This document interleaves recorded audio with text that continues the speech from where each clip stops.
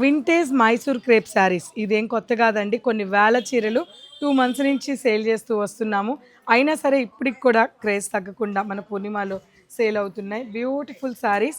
Mothers day సందర్భంగా ఇలాంటివి మళ్ళీ చాలా రీస్టాక్ చేయించాను.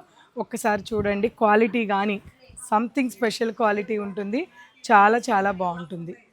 చాలా చక్కటి శారీస్ అండి. కలర్ కాంబినేషన్స్ కూడా మంచిగా ఉన్నాయి.